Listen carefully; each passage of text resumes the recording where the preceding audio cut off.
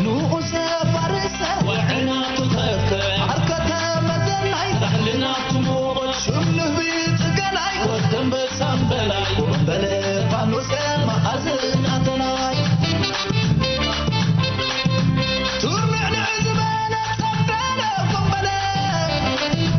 قايم وزق حمري عيني زمان قنبلا فانوسة بالكامور بدن تباس سلام زخبركم من زخبر كنن تخطاتلتي مدوات دمص حفاش إرترا كم يحديركم انقوع بالسلام نابزا خبرت معالتنا بصحنا دمص حفاش إرترا نزا خبرت ألت مدما سندات منافتشت أب استفلالي نطفتات حجر الجامن زبركتا زلوا منيسترتاتن تكالاتن نادا حسست مزتفلالي إرتراويان زيغاتات على محتت إناك هادتن زتفلالي مدوات كتقرب تاني حلا نحجم بار كبرات سماعتنا بنات منات برهن التدالو مدبينا نابخاتكم كنبلو ازي نحموشتك فالات صغرب مدب وطرو نقوه خنقروا لكمينا كم مصحف مخاته نزمدنا إيرتران إثيوبيان بحفشة دما نغرنا أفريقيا أزملكت مدبينا كنقرب ما نمكت ثالكم نعدمنا نبت قدما يكفلنا يتمدب نبلوكم نوس فارسة وعنا تخكر عركة مزنعي زحلنا تموت شمله بيت قنعي ودن بسنبلاي بلا فانوس ما أزلنا تناي تخطاتلتي سرعتات إثيوبيا بجزيف بوليتيكاوي وتهدراون واتاون دقف عبيت حيلتات عالمنا قدم حبرات منقستات أمريكان نيم عرب محاوستا دحر كأ حبر السوفيتين مشارختان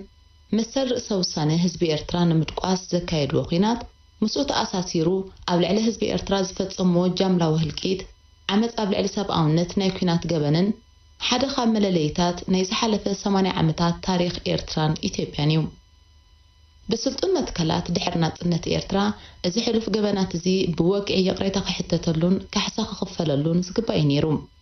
انتخونا حزب إرتران منقصون زحالفة ناي تاريخ معراف بمتاو نقد 100 مطمات مريتهم متى ربحا كلتيو حزبتات كم زعبي أب قمت بمتاو صبو قربتنان محزنتن بهيقوم حدا خاب علاماتات ناي تخبر مسواتي زخفلو لقالسي بدرجة زوام مرققات سلام سناي قربتنا مرققان حابراو عبيتن سلاز نبرة برقت دما اتدحرنا تنت أمن قخلتي إنها قرات نوحد عمتات السرعية سلاماو زمدنا هاندبت مسنات تنت إيرتراس تغست زيكونا مقاتلتا نايتي أبوان حارنا تاوخينات نزع علامة زيكون نمقوار استخايدة نوحن عقالن قالسي نيروم حزبتات إيرتران إثيوبيان أبتي أنصار زوداون وتهدراون قزات سرعتات هايل سلاسن دركن ببوغنم زكايد وزنبر قالسي مسكلو تقاماتون زي مقداواتون أنصارني حبار تلاقي زمعبلو ناي من دقاقات زمدنها دحرو ودك السرعات درك نحات إرقزي سلاماو ركبن متناوي ناي متحقاز بايتان كفترو أخيلوام نيريوم بزي مسرت حدش ناي متحقاز زمدنا إثيوبيا ناس أتتقامت ودبات إرترا أبرس مخانا كلتي إنها قرات حباراوي ناي منسترات كوميته بمقام وتهدراون تأتاون كيدان مسريتان أبوليتيكا دبلوماسي قطبا نقدن كالو بزح حاودتاتن كتحقاقزا بمسممعن نهزبي خلتي إنها قرات يكون نهزبتات زوبانا زرب بحبايتا خطرق جميرو نيروم إثيوبيا كم هاجر زني حج ملكع زحزت كم كلن هاجرات أفريقيا مسممتا إيروباوي مجزاتيو قدمي إيروبا مجزاتي أبز سوبازي زنبرو زحيلون تودادرتن ياتاويان نقسنتات ناي تግራይ ጎጃም ሽዋን ማህዲን ንግስነታትም እንተሆነ ንግስነታት ትግራይን ጎጃምን በወራራት ኢጣሊያን ማህዳውያንን ስለስተዳኸሙ ንጉስ ሽዋ ዳግማዊ መነሊክ ኣብዚ ሶባ ኣሞንጎ ኢጣልያ ብሪጣንያን ፈረንሳን ዝነበረ ግዝኣት ናይ ምስፍሕፋሕ ውድድር ዝኸፈተሉ ፈቓቕ ተጠቒሙ ምስ ሓደ ወይ ካልእ ኤውሮጳዊ ሓይሊ እናተመሓዘወ ዓብላሊ ኮይኑ ብምውፃእ ነዛ ናይ ሕጂ ኢትዮጵያ መልክዓት ሓዛ ኣብዚ ሓያል ውድድርን ተገላባጢ ምሽራኻትን ዝተራእየሉ ግዝኣት ናይ ምስፍሕፋሕ መስርሕ እዚ ኣብ መወዳእታ ዓብላልን ገዛን ኮይኑ ዝወፀ ብቐንዱ ሽዋ ዝመሰረቱ ናይ ብሄረ ኣምሓራ ደርቢ መሳፍንቲ ነበረ ملكن مسفحفحن جزاتي سرعات إثيوبيا أو وشت جزاتهم تراي استحضر نبرن أما فارق زحلف الزمن هاجرات أفريقيا كابقت تاوي مجزاتي إثيوبيان أبزلاغ قالوز نبرن مدرخ بأمريكا زمرح معربا وعالم مثل حزب إرترا نرئس وسانة وقعتيتو ኤርትራ ብስም ፌደሬሽን ኣብ ትሕትታ ብኹልንትናኣ ካብ ኣዝያ ዝደሓረትን ውሽጣዊ ስምረት ዘይነበራን ኢትዮጵያ ክትቆረኒ ፈሪድዋ ሕብራት መንግስታት ኣሜሪካ መሰር ርእሰ ውሳነ ህዝቢ ኤርትራ ብምጉዕጻጽ ንኤርትራ ምስ ኢትዮጵያ ብፌደሬሽን ክትቆርና ዝወሰነትሉ ምኽንያት ኣብቲ እዋን እቲ ጸሓፊ ጉዳያት ወጻኢ ኣሜሪካ ዝነበረ ጆን ፎስተር ዳላስ በዚ ዝስዕብ ንጹር ቃላት ገሊጽዎ ነይሩ እዩ ብዓይኒ ፍትሒ ርእይቶ ህዝቢ ኤርትራ ኣብ ግምት ከኣቱ ይግባእ ነይሩ እንተኾነ ግን ስትራቴጂካዊ ረብሓና ኣብ ቀይሕ ባሕርን ማእከላይ ምብራቕን ጉዳይ ዓለማዊ ሰላምን ጸጥታን እታ ሃገር ምስታ መሓዛና ዝኾነት ኢትዮጵያ ክትቆረን ግድን ገይሩወሎ ክብል ገሊጹ እቲ በኣሜሪካ ተሃንዲሱ ብሕብራት ሃገራት ዝተራዕመ ምቁራን ኤርትራ ምስ ኢትዮጵያ ብስም ፌደሬሽን እምበኣር ሃገርነት ኤርትራ ንስትራቴጂያዊ ረብሓና ኣየገልግልን እዩ ብዝብል ምጉዝ በኣንጻር ምርጫ ህዝቢ ኤርትራ ብሓይልታት ግዳም ዝተስገደደ እዩ ነይሩ ዕላምኡ ድማ ቀስ በቐስ ንኤርትራ ኣብ ትሕቲ ዘውዳዊ ስርዓት ኢትዮጵያ እቲኻ ሃገርነት ኤርትራ ምሕካኽ እምበር ኤርትራ ርእሰ ምምሕዳራዊት ሃገር ኮይና ክትቅጽል ኣይነበረን ስለዚ ድማ እዩ ሃፀይ ሃይለ ስላሴ ብ1962 ፌደራላዊ ስምምዕ ጥሒሱ ሃገራዊ ሕጊ ረጊጹ ነቲ ኣብ መንጎ ሃገሩን ኤርትራን ብሕቡራት ሃገራት ዝቆመ ፌደሬሽን ኣፍሪሱ ንኤርትራ ካብ ሕጊ ወጻኢ ክጎብጣን ከሎ በኣሜሪካ ዝምራሕ ምዕራባዊ ዓለም ነታ ዓለቕ ሪኡ ከም ዘይረኣየ ዓይኑን እዝኑን ደፊኑ ዝሓለፎ ህዝቢ ኤርትራ ነዚ ኣብ ልዕሊኡ ዝተፈጸመ ኣህጉራዊ ውዲትን ዓመፅን እዚ ፈለማ ብሰላማዊ መንገዲ እዩ ተቃዊሞ ሰላማዊ ተቃውሞኡ ብሓይሊ ስለዝተመለሰሉ ከዓ መሰር ርእሰ ውሳኔኡ ንምኽባር ዕጥቃዊ ቃልሲ ከበግዝ ተገደደ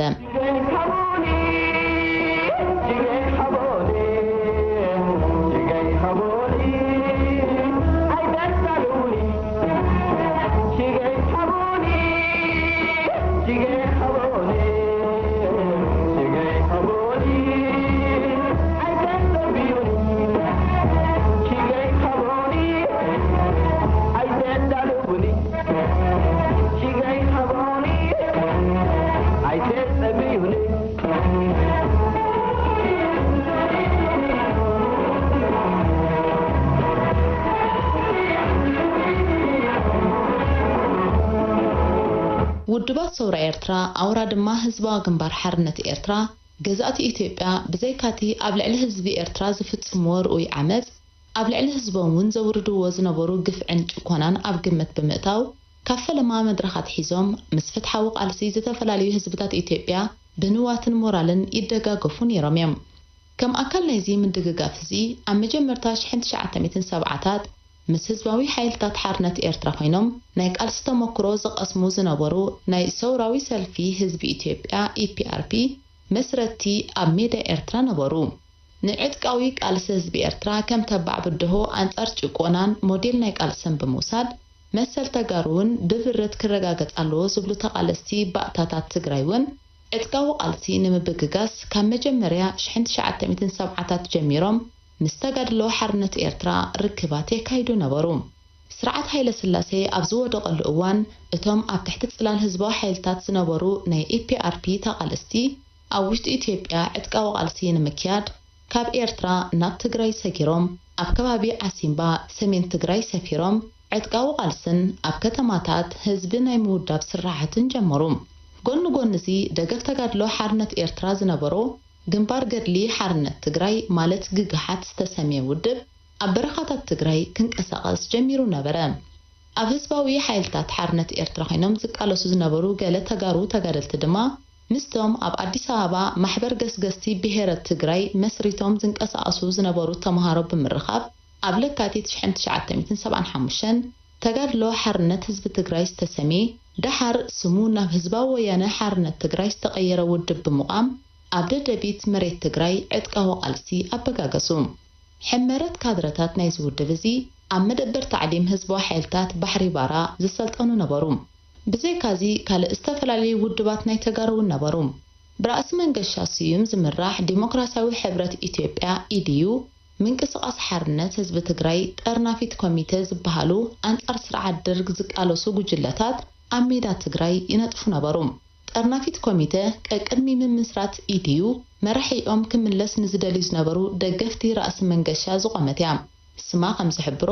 ኣብ ብዙሕ ቦታታት ትግራይ ዝነበሩ ጸረ ደርጊ ጉጅለታት ኣብ ሓደ ምእኩል መሪሕነት ናይ ምጥርናፍ ዕላማ ዝነበረ ኮይና ድሓር ኣካል ኢድዩ ዝኾነት ውድብ እያ።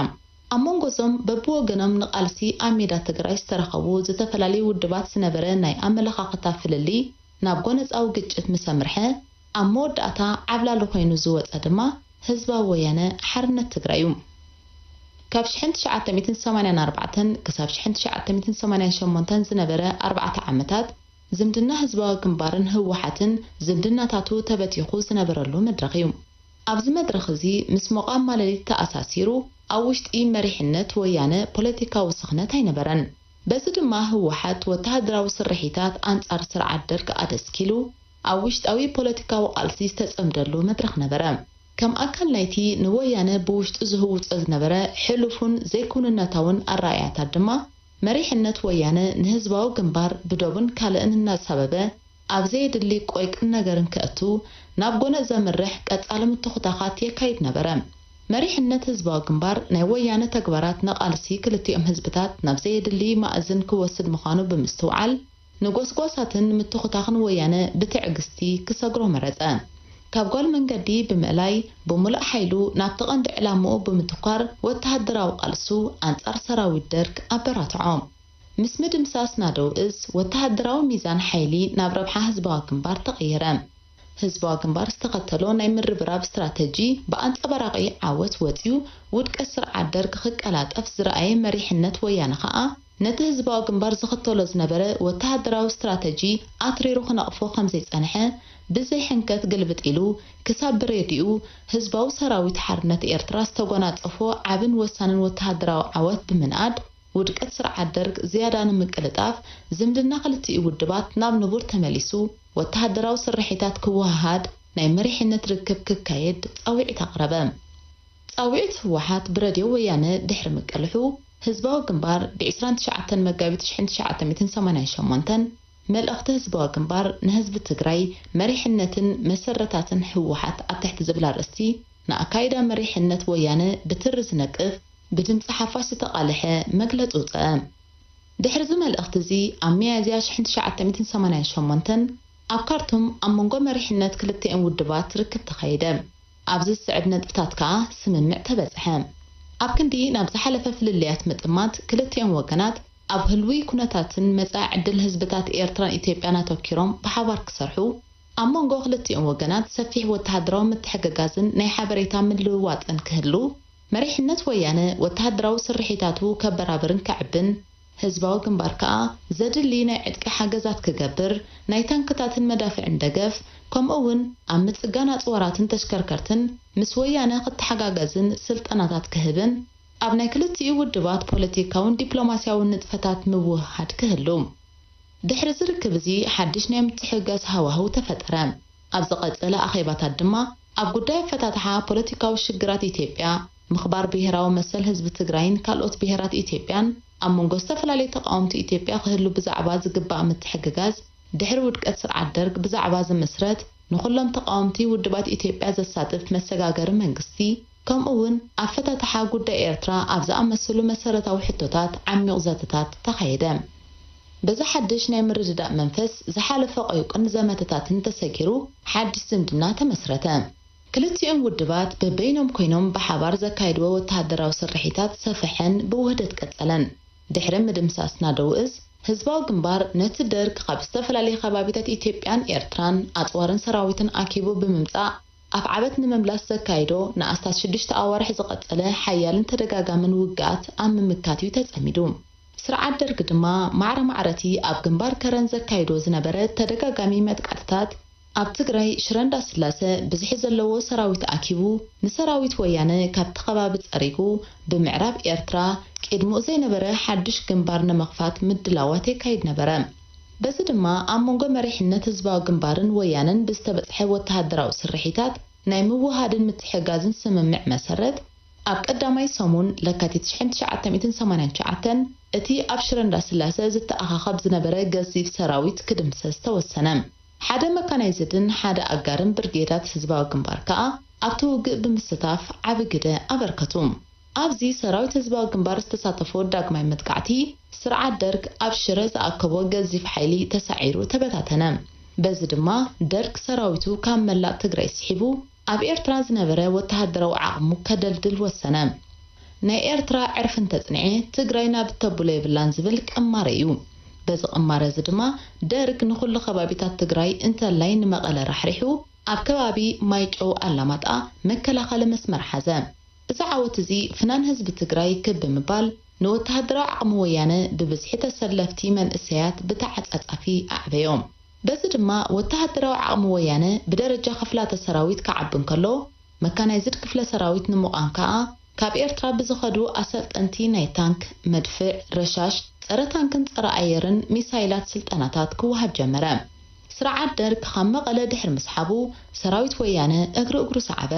መጥቃዕትታቱ ብምቕጻል ከዓ ዝባውንቲ ማይጨውን ኣላማጣን ተቆጻጸሩ። ናብቲ ሰፊሕ ጎላጉል ቆቦ ተገምገመ። ንቆቦ ተቆጻጺርካ ወልድያ ንመሓዝ ተወጠነ ውግእ ብዘይ መካናይዝድ ሓይሊ ምትግባሩ ኣጸጋሚ ስለ ዝነበረ እንደገና ካብ ህዝባዊ ግንባር መካናይዝድን ኮማንዶን ኣሃዱታት ኣብቲ ውግእ ክሳተፉ ተለኣኹ። በቲ ኣብ ሕዳር 1989 ዝተኻየደ ሓበራዊ መጥቃዕቲ ወያነን መካናይዝድ ኮማንዶን ሰራዊት ህዝባዊ ግንባርን ከዓ ጎላጉል ቆቦ ተሰጊሩ ወልድያ ተተሓዘት። ሰራዊት ወያነ ካብ ወልድያ ሓሊፉ ክሳብ ውጫለ ብምድፋእ ድማ ናብ ደሴ ዘቋምት ከባቢታት መከላኸሊ መስመር ሓዘ። ድሕሪዚ እቲ ኣብ ውግእ ኣላማጣ ቆቦ ወልድያ ዝተሳተፈ ሓይሊ ህዝባዊ ግንባር ምስ ግንባር ሓርነት ኦሮሞ ብምውሃድ ኣብ ኣሶሳ ወለጋ ምዕራብ ኢትዮጵያ መጥቃዕቲ ከካይድ ስለ ዝተመደበ ኣብቲ ዝቕጽል መጥቃዕትታት ምስ ወያነ ዝተሓጋገዛ ገለ ውሕዳት ናይ መዳፍዕ ኣሃዱታት ገዲፉ ናብ ኤርትራ ተመለሰ። ክሳብ ዝግዜ እዚ ደርግ ኣብ ውሽጢ ኢትዮጵያ ዝተወሰነ ደገፍ መካናይዝድ ብዝነበሮም ካብ ዝተፈላለዩ ከባቢታት ኢትዮጵያ ኣኪቡ ዘምጾም ምልሻን ምስቲ ዝነበረ ህጹጽ ኩነታት ብሃታ እናተዓለሙ ናብ ግንባራት ብዝለኣኹ ዝነበሩ ሓደስቲ ወተሃደራትን ይዝዋጋእ ነይሩ። እቶም ልዑል ናይ ምውጋእ ተመክሮ ዝነበሮም ክፍላተ ሰራዊቱን ዝበዝሐ ኣጽዋሩን ኣብ ኤርትራ ኸሚሩ ካብ ማእከል ኢትዮጵያውን ደሓን ዓቕሚ ዘለዎም ኣሃዱታት እናወሰኸ ሓይሉ ኣብ ኤርትራ ኸደልድል እንተኽኢሉውን ጸረ መጥቃዕቲ ብምክያድ ንገስጋስ ህዝባዊ ግንባር ክገትእን ክቐልብስን ይሕልን ነበረ። ህዝባዊ ግንባር ነብሱ ዝሃበን ኣብ ቅድመ ግንባር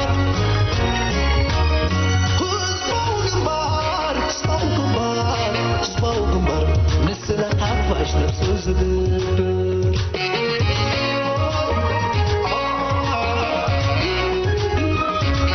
መንግስቱ ኃይለማርያም በቲ ኣብ ኤርትራን ኢትዮጵያን ዝካየድ ዝነበረ ቀጻሊ ውግኣትን